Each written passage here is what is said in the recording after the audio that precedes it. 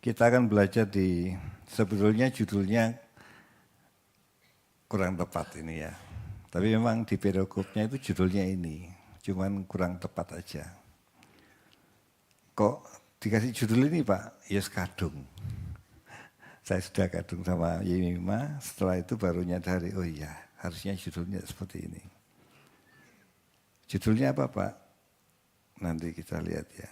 Judulnya itu gini, kesukaannya ialah Taurat Tuhan. Itu judulnya harusnya ya. Karena poinnya di sana. Kita lihat di Mazmur 1 ayat 1 sampai 6.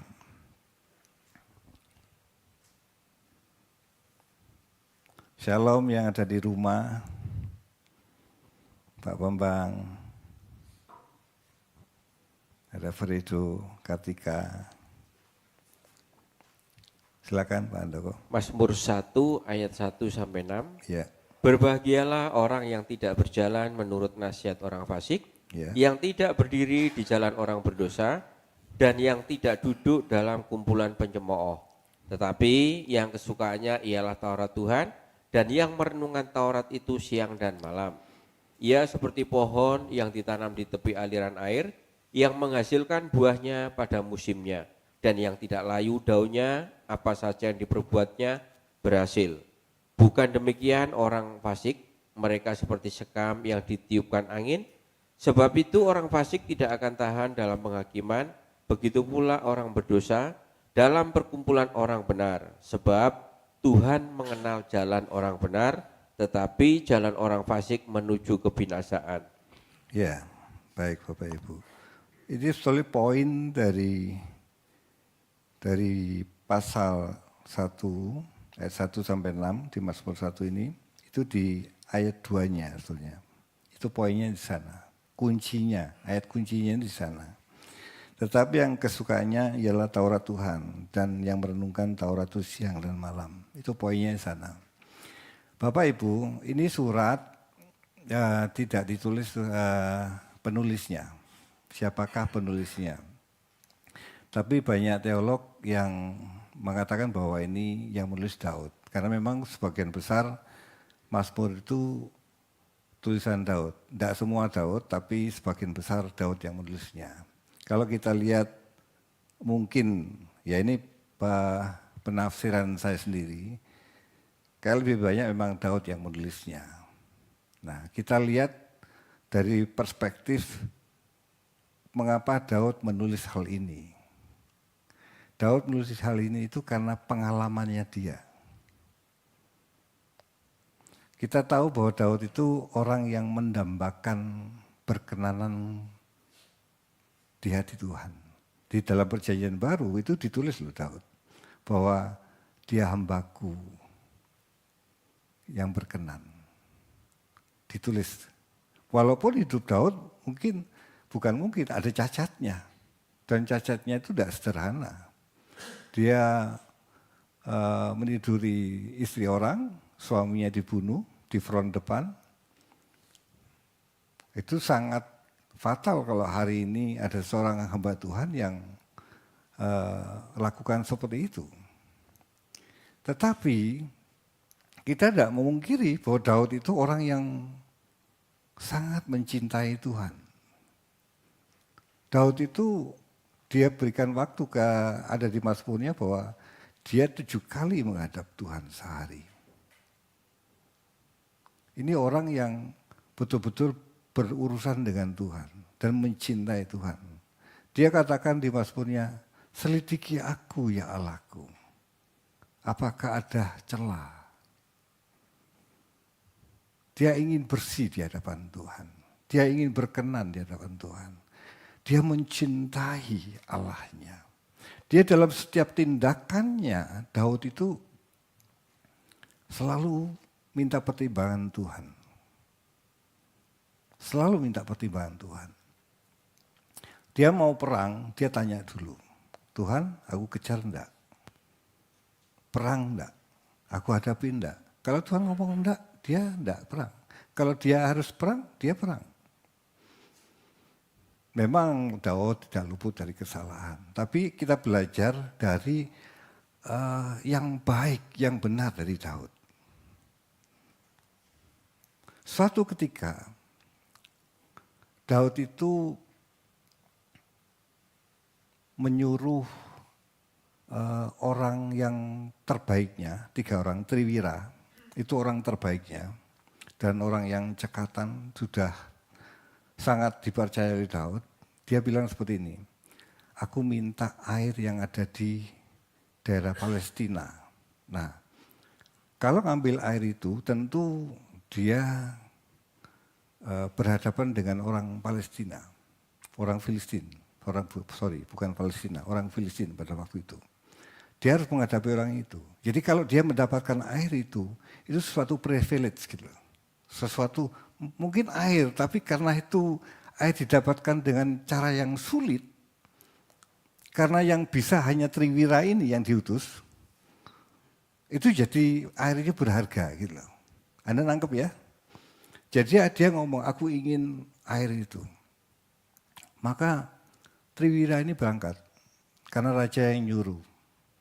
Berangkat ke tempat itu, dan dia berhasil, dia ngambil air yang ada di tempat itu, di sumur itu. Dia bawa pulang, setelah diberikan kepada Daud, Anda tahu apa yang Daud lakukan? Dia tidak berani minum.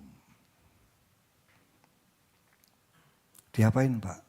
Dipersembahkan kepada Allahnya.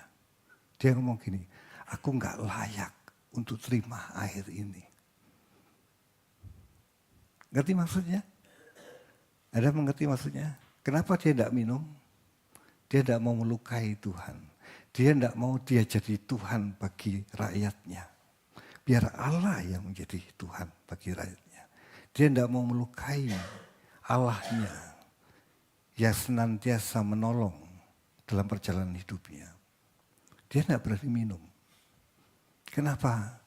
Dia tidak mau melukai Allahnya. Sebegitu dia punya hubungan dengan Allahnya.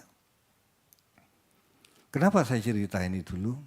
Karena saya ingin memberikan sesuatu tentang Daud. Bahwa Daud ini orang yang sangat mendambakan perkenanan Tuhan. Dia ingin berkenan di hadapan Tuhan. Dia ingin hidup yang menyukakan hati Tuhan. Apakah Daud tidak cacat? Cacat. Dia bilang seperti ini. Suatu ketika hatinya serakah. Dia bilang gini, Tuhan condongkanlah hatiku kepada ketetapan-Mu, bukan kepada keserakahan. Ini doanya dia. Dari doanya kita bisa lihat bahwa orang ini merindukan perkenanan akan Tuhan. Mendambakan Allahnya yang dicintainya. Nah, Mazmur 1 ini adalah ungkapan pengalaman Daud di dalam perjalanan dia sebagai orang yang benar, sebagai orang yang ingin menyukakan Allahnya. Ingin menyukakan Allahnya. Dikatakan di ayat pertama, berbahagialah orang yang tidak berjalan menurut nasihat orang fasik. Kata berbahagia di sini, bahagia itu kata di sini diberkatilah. Bahagia itu ada 2 hal, Bapak Ibu.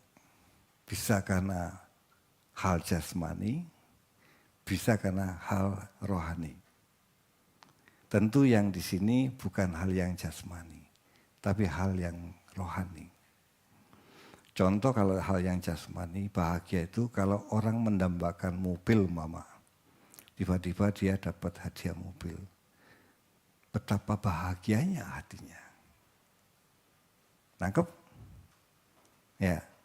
Kalau orang suka vakansi, ngelencer, terus tiba-tiba dia dapat hadiah ngelencer atau tiket gratis. Satu keluarga. Betapa diberkatinya hatinya, betapa bahagianya. Itu hal yang jasmani. Nah, ini hal yang rohani. Dia seorang yang mendambakan Allahnya. Seorang yang mendambakan hidup benar di hadapan Allahnya. Dia ungkapkan dalam perjalanan hidupnya orang yang ingin menyukakan Allahnya, dia ngomong seperti ini, diberkatilah orang yang tidak berjalan menurut nasihat orang fasik, yang tidak berdiri di jalan orang berdosa, dan yang tidak duduk dalam kumpulan pencemooh. Itu berkat buat orang yang mendambakan Allahnya. Ini bukan soal aturan, kamu tidak boleh kumpul orang fasik, orang berdosa, enggak. Tapi diberkatilah orang. Ini kan orang yang lagi mendambakan perkenanan Allah. Dia ngomong seperti ini, diberkatilah orang yang tidak berdiri di jalan orang fasik. Itu menjadi berkat bagi hidupnya.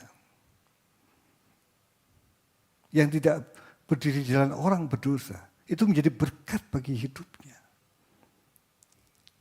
Anda bisa nangkap enggak? Gairah Daud, dia ungkapkan dalam perjalanannya seperti ini. Oh, betapa bahagianya kalau aku tidak berjalan dalam nasihat orang fasik. Itu menjadi bahagia hidupnya. Seperti orang yang menerima, orang yang mendapatkan mobil, terima mobil. Seperti itu. Diberkatilah aku ketika aku tidak berjalan dalam nasihat orang fasik. Tidak berdiri di jalan orang berdosa. Tidak kumpul dengan pencemooh. Pencemooh ini orang yang melawan Tuhan. Orang fasik ini orang yang melawan Tuhan. Dan di ayat 2 dikatakan seperti ini. Tetapi yang kesukaannya, maksudnya orang yang berbahagia itu yang kesukaannya ialah Taurat Tuhan. Dan yang merenungkan Taurat itu siang dan malam. Ini merenungkan bukan soal pengetahuan, tidak. Kalau ngomong Taurat itu ngomong perintah Allah. Kesukaannya adalah perintah Allah. Kalau hari ini dalam perjanjian baru, perasaan Kristus, pikiran dan perasaan Kristus. Itulah hukum perjanjian baru. Kalau perjanjian lama mengenakan Taurat, perintahnya. Tapi kalau ukuran dalam perjanjian baru, pikiran dan perasaan Kristus. Betapa diberkatilah orang yang menyukai pikiran dan perasaan Kristus. Ini tidak akan bisa dipahami oleh orang yang gairah hidupnya, gairah duniawi. Tidak akan pernah bisa. Kenapa? Orang yang hidupnya gairahnya dunia, tidak mungkin menyukai firman Tuhan. Tidak akan firman menjadi kesukaan bagi hidupnya. Enggak mungkin. Tuhan katakan pilih aku atau Mamon.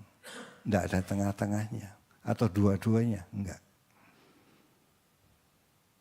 Di hati kita itu hanya ada satu Tuhan.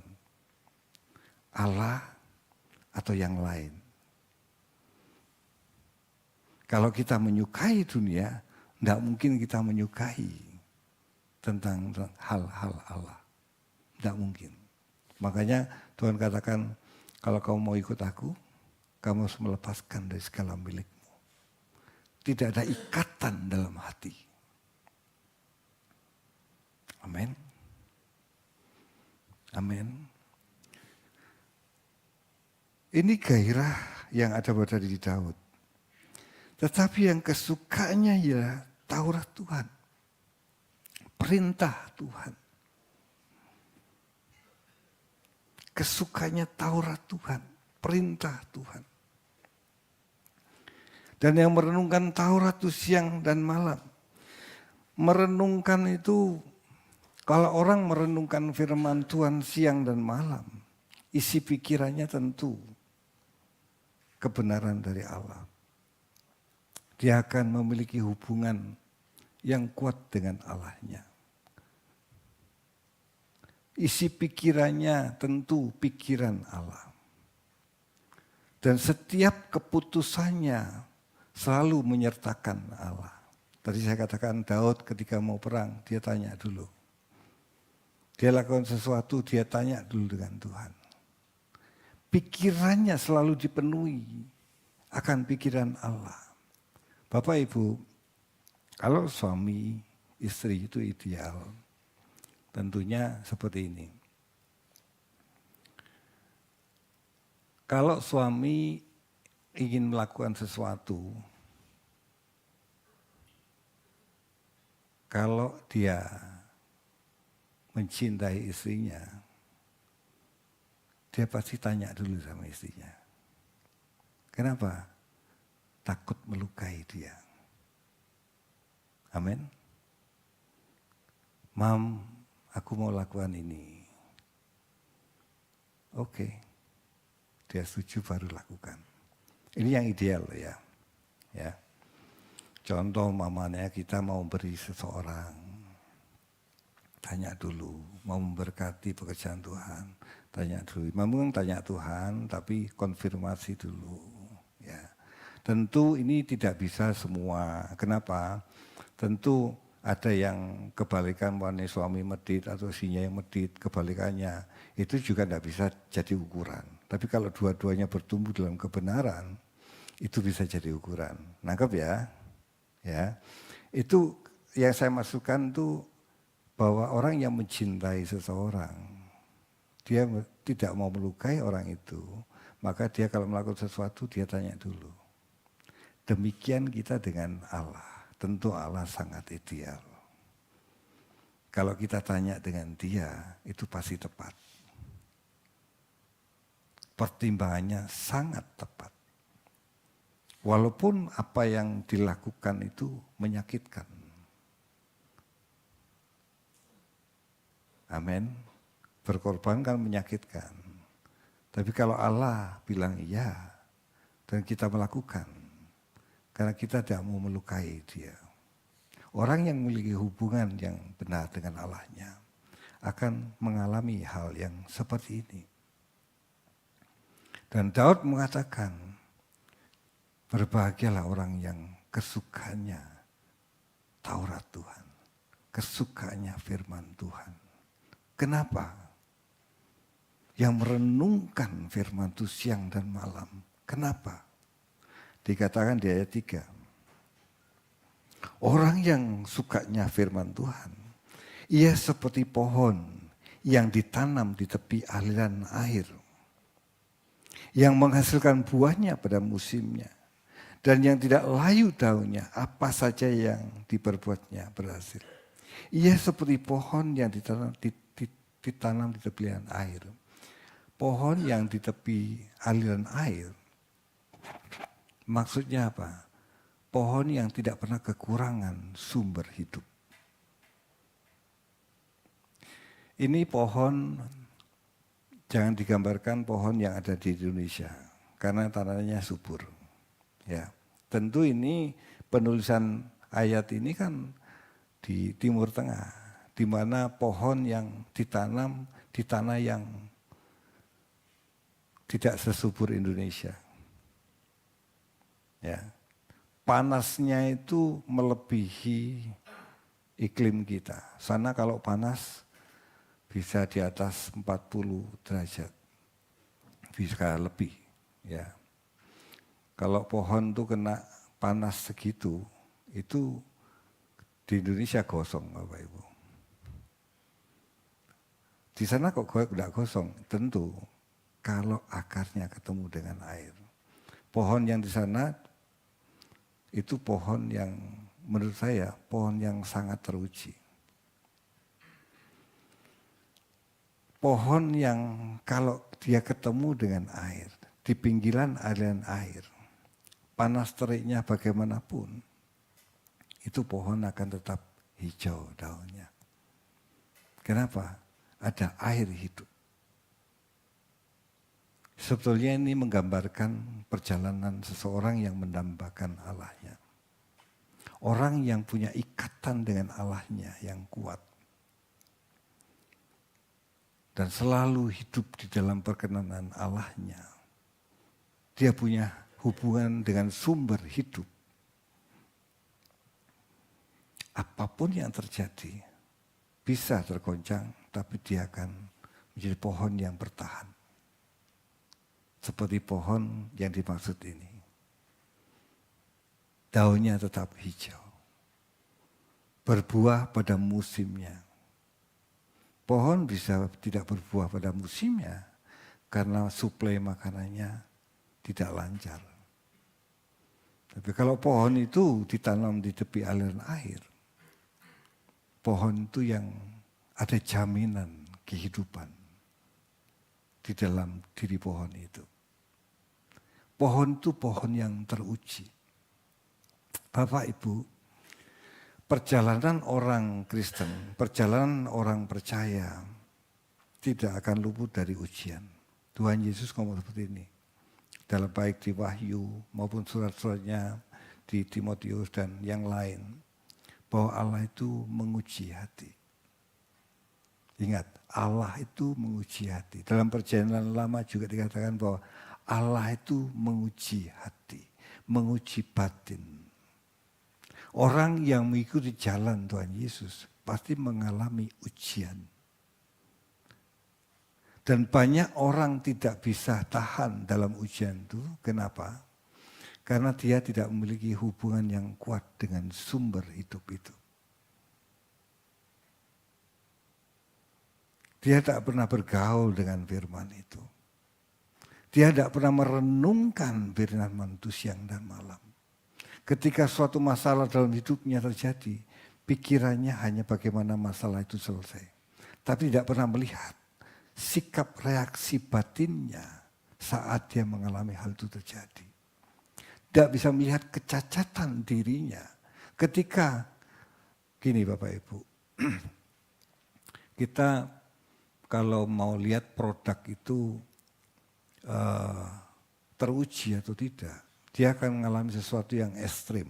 Anda setuju? Ditempatkan suatu tempat yang ekstrim, kalau dia bisa melewati itu, maka dia katakan teruji. Barang apapun yang kualitas tinggi, dia akan harus diuji dengan hal yang ekstrim. Saya lihat di YouTube tentang mobil Chery. Itu diuji bahwa kerangkanya itu kuat. Bagaimana cara mengujinya? Dia dengan kecepatan sekian ditabrakkan ke suatu benda. Duer gitu. Terus setelah itu baru dilihat hasilnya. Betul-betul kerangkanya masih utuh enggak? Peok ya peok, tapi masih melindungi enggak pengemudinya ada di situ. Ternyata memang teruji. Semua yang teruji itu harus melewati hal yang ekstrim. Pohon ini melewati hal yang ekstrim. Tetapi tidak akan bisa melewati kalau pohon itu tidak memiliki akar yang dekat dengan sumber itu. Anda menangkapnya? Kenapa kita lemah dalam setiap ujian? Kenapa kita tidak berani pikul salib? Kenapa kita tidak berani memutuskan untuk ikut jalannya Tuhan? Walaupun kita sudah Kristen, walaupun kita setiap minggu duduk di gereja, sudah mendengarkan firman Tuhan, doa pagi. Tapi kenapa kita tidak berani untuk lakukan sesuatu yang untuk menyukakan Allah dalam kondisi yang sulit?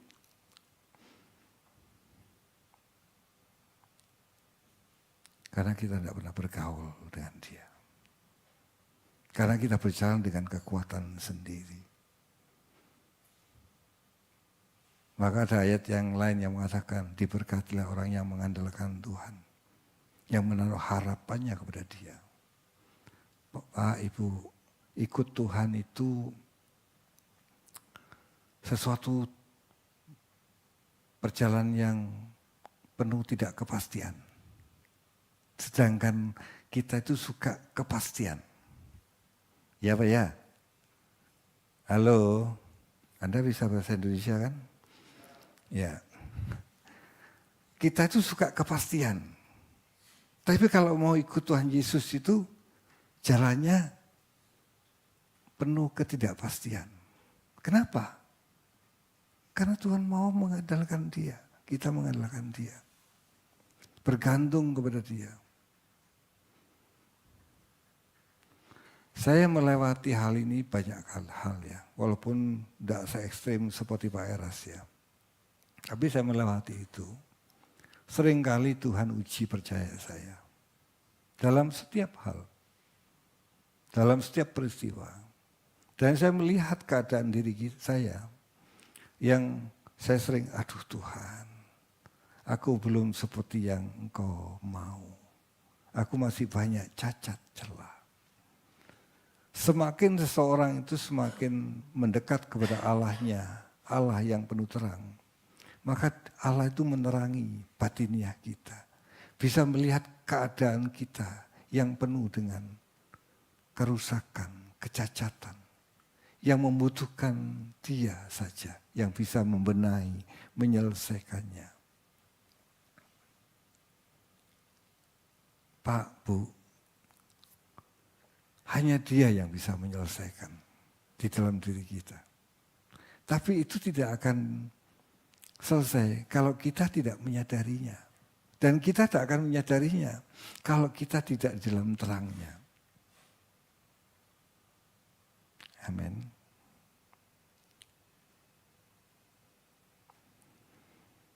Jadi ayat 3, kalau pohon itu mau berdiri tegak dan bertahan, Anda harus mengerti ayat 2 itu menjadi kesukaan. Kalau kita belum bertahan dalam setiap ujian, berarti kita kurang bergaulnya dengan Allah. Berarti kita kurang merenungkan firman-Nya.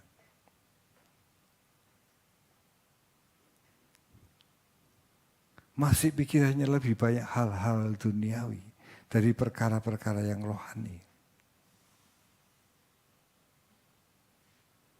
Kalau hal ini sampai di ujung hidup kita, maka gagal kita. Kita tidak menjadi makhluk yang berkualitas. Kita tidak memiliki batiniah yang berkualitas.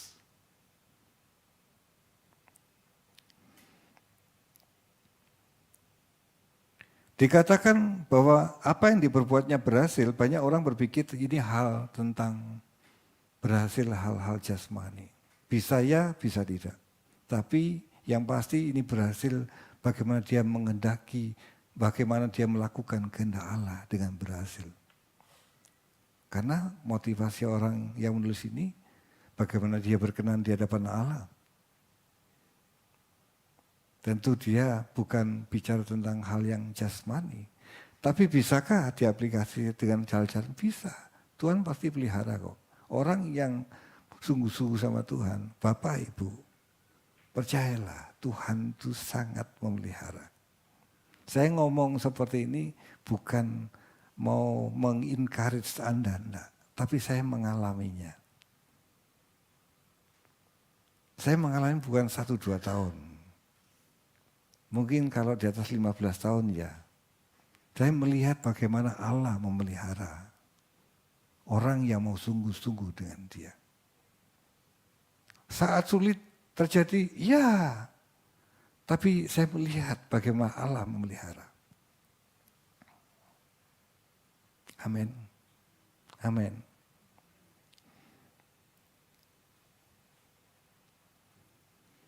Ayat 4. Bukan demikian orang fasik. Mereka seperti sekam yang ditiup angin. Kebalikan dari orang yang mencari Tuhan, yang ingin berkenan Tuhan. Tapi orang fasik yang melawan Tuhan. Dia katakan gini, bukan demikian orang fasik. Mereka seperti sekam yang ditiup angin. Sekam yang ditiup angin itu maksudnya gini. Sekam itu kan tidak ada isinya. Jadi kalau ditiup angin itu mudah terbang. Gampang ditiup angin. Kalau yang ada isinya bukan sekam namanya, tapi padi. Itu lebih sulit kalau ditiup angin. Tapi kalau sekam lebih mudah ditiup angin. Artinya gampang ikut arus. tidak punya pendirian yang kuat. Bagaimana hidup benar, bagaimana berani untuk menyukakan hati Allahnya. Tidak kokoh hatinya. Gampang diombang-ambingkan. Orang yang memiliki perenungan akan firman Tuhan siang dan malam, menyukai firman, dikatakan dia orang yang kokoh, berteguh untuk menyukakan hati Allah. Apapun yang terjadi. Kita lihat Tuhan Yesus. Meskipun dirinya nggak setuju naik di salib. Kok bisa Pak? Bapak bilang gitu. Besok mau disalib, malamnya berdoa bilang, Bapak kalau bisa lalukan cawan ini daripadaku. Lalukan salib ini. Itu kehendak dia. Tetapi aku mau kehendak-Mu yang jadi. Bapak Ibu, orang yang kokoh itu bisa melawan manusia lamanya. Kenapa kita masih kalah dengan manusia lama kita? Keinginan nafsu kita. Ingin menyenangkan diri sendiri. Menyukakan semua untuk diri sendiri. Daripada menyukakan Allah. Karena kita tidak kokoh. Kenapa kita tidak kokoh? Karena kita kurang merenungkan firman Tuhan. Karena kesukaan kita bukan firman Tuhan. Tapi kesukaan hal-hal yang dunia. Tidak akan memiliki kekuatan. Amin. Sebab itu orang fasik, ayat 5, tidak akan tahan dalam penghakiman. Tidak tahan uji. Orang fasik tidak tahan uji. Begitu pula orang berdosa dalam pergumulan orang benar. Orang berdosa dalam pergumulan orang benar itu enggak tahan. Kalau ada orang benar 10, dia masuk ke situ, ngomongnya tentang kebenaran, lama-lama enggak tahan orang benar, orang berdosa dia. Kenapa? Reseh, enggak terbiasa. Ini sudah menunjukkan bahwa di dalam diri kita menyukai firman Tuhan atau enggak. Kalau orang berdosa, dia enggak akan menyukai. Kenapa? Membuat dia tertahan untuk melakukan dosa. Ngerti? Orang yang orang yang berdosa, kumpul dengan kumpulan orang benar. Dia tidak menyukai, kenapa? Dia tidak bisa bebas. Dia tidak bisa lakukan sesuka hatinya. Terbelenggu. Karena kesukaannya dia melakukan dosa. Makanya kumpul sama orang-orang yang menyukai firman, dia nggak suka. Karena orang-orang yang menyukai firman, pembicaranya kan firman Tuhan, kebenaran. Gatel kupingnya. Terganggu. Ayat 6. Sebab Tuhan mengenal jalan orang benar, tetapi jalan orang fasik menuju kebinasaan. Kata-kata Tuhan mengenal jalan orang benar itu seperti ini. Tuhan mengenal jalan orang benar artinya mengawasi. Tuhan itu mengawasi, memperhatikan orang benar. Tadi saya katakan orang yang mau hatinya sungguh-sungguh dengan Tuhan, tidak mungkin tidak dipelihara. Pasti Tuhan pelihara. Di saat-saat yang sulit, sepertinya kita aduh gimana nanti ya. Selalu ada jawaban dari Tuhan. Kenapa? Dia Allah yang bertanggung jawab. Dia Allah yang bertanggung jawab. Kalau ada orang yang sungguh hati, Tuhan pasti pelihara. Tuhan perhatikan. Mau ayatnya kita lihat di 2 Tawarik 16 ayat 9. 2 Tawarik 16 ayat 9.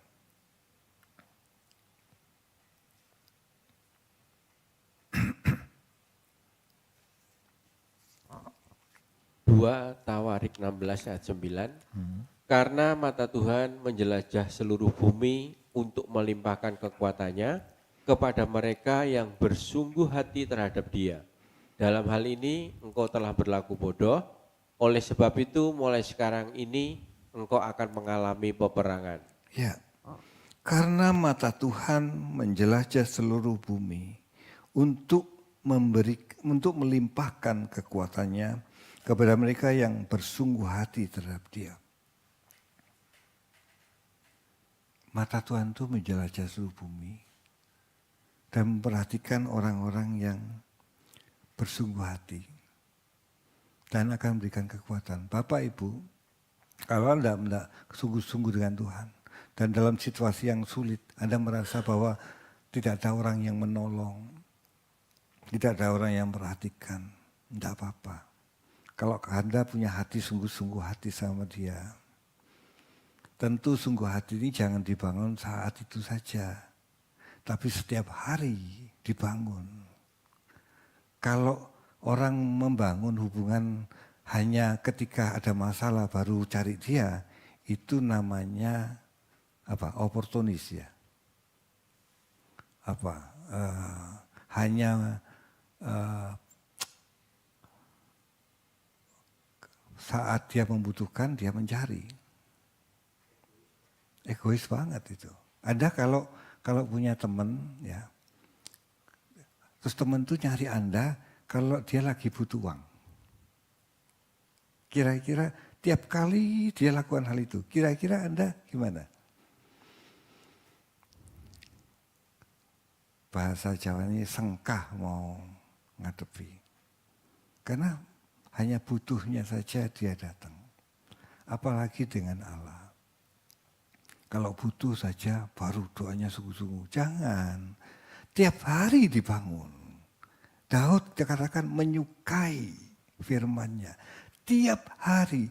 Anda baca firman mungkin Anda tidak mengerti. Tapi kalau Anda tulus baca. Walaupun tidak mengerti. Itu nilai kesungguhan Anda. Mungkin tingkatan Anda seperti itu. Enggak apa-apa. Ke gereja. Ada rutin ke gereja sampai hujan-hujan pun datang. Itu nilai kesungguhan. Bangun pagi, bukan soal doa. Doa itu siang bisa Pak. Tidak usah pagi. Bukan soal siang atau pagi. Bangun pagi itu angel Bapak Ibu. Enakan tarik selimut. Apa ya? Iyalah. 5 menit lagi Tuhan. Enak gitu.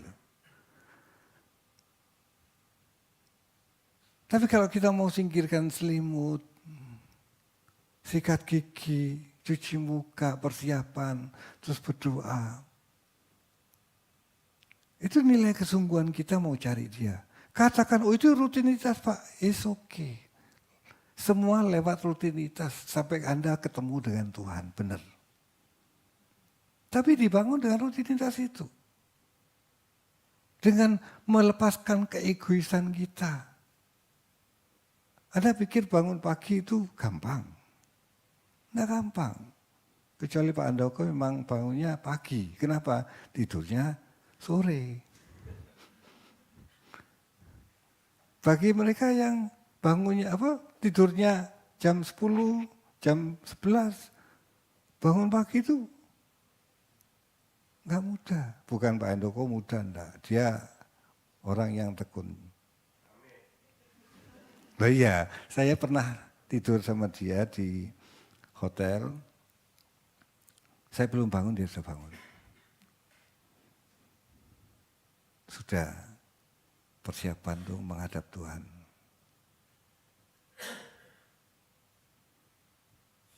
Tentu dia dilakukan bukan karena sekamar dengan saya, karena saya pendeta. Bukan, dia memang tiap hari lakukan itu. Bapak Ibu, jangan membangun hubungan dengan Tuhan sesaat. Tiap hari, tiap saat. Perkarakan segala sesuatu dengan Dia.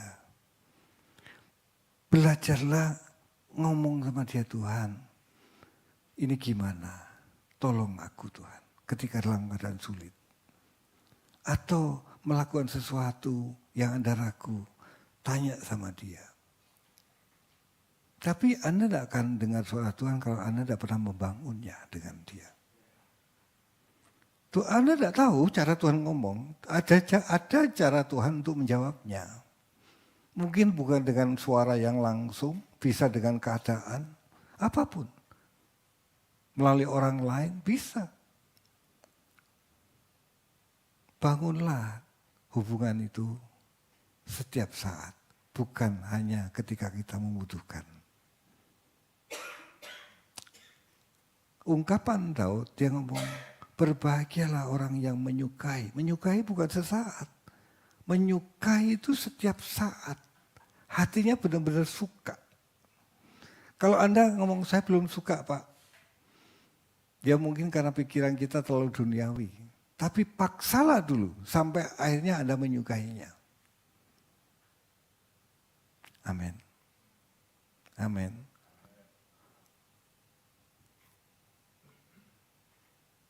Daripada kita gagal,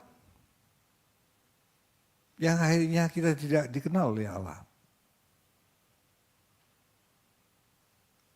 Yang awalnya harus memaksakan diri, enggak apa-apa. Sampai nanti menyukainya. Amin. Mazmur 14 ayat 2. Tentang tadi bahwa kalau kita hidup sungguh-sungguh kepada Dia, Tuhan memperhatikan hidup kita. Mazmur 14 ayat 2. Mazmur 14 ayat 2, Ya. Tuhan memandang ke bawah dari surga kepada anak-anak manusia untuk melihat apakah ada yang berakal budi dan yang mencari Allah. Ya. Allah itu memperhatikan orang yang mau cari Dia. Tentu yang mencari Dia bukan karena masalahnya dia, tapi benar-benar mau cari Dia. Ingin kenal Dia, ingin berhubungan dengan Dia, ingin berkenan di hadapannya. Dia memperhatikan. Jadi kalau kita sungguh-sungguh dengan Dia, tidak usah khawatir. Ada cara Dia untuk menjawabnya. Ada cara Dia untuk memelihara kita. Amin. Makanya kalau kita menghadapi suatu masalah, mungkin kita kacau saat itu. Setelah kita tenang, berjalan dengan waktu bersama Tuhan. Setelah melewati, bisa lihat, ya Tuhan, makasih. Kenapa sih itu terjadi? Supaya kita kenal Dia. Kenapa orang Israel harus mau masuk tanah Kanaan melewati padang gurun? Dikasih mujizat dulu keluar dari Israel. Setelah itu di padang gurun dikasih masalah. Harus melewati sesuatu yang sulit. Tidak ada air, tidak ada daging, tidak ada semangka. Supaya orang Israel mengenal Dia. Amin. Pak, mengenal lewat Alkitab. Ya, itu panduan. Tapi realnya kan pengalaman. Amin. Ya. Anda kalau berkali-kali dalam perjalanan hidup Anda ditolong Tuhan. Masalah tolong, masalah tolong, masalah tolong. Pasti iman Anda akan berbeda dari awal Anda menghadapi masalah itu. Akan pasti ada bertambah percayanya kepada Dia. Abraham memberikan anaknya tidak langsung. Dia harus melewati step-step sampai dia berani memberikan anaknya. Kenapa? Dia sangat mempercayai Allahnya dari pengalaman hidupnya yang dia lewati. Bagaimana Allah menyertai hidupnya. Amin. Yusuf berani menolak Tante Potifar. Kenapa? Dia tidak mau melukai Allahnya. Kenapa? Karena Allahnya nyata bagi Yusuf. Aku tidak mau berdosa kepada Allah. Dia nyata bagi Yusuf. Kenapa? Dia punya pergaulan dengan Allahnya. Amin. Yang terakhir, Roma 8 ayat 28.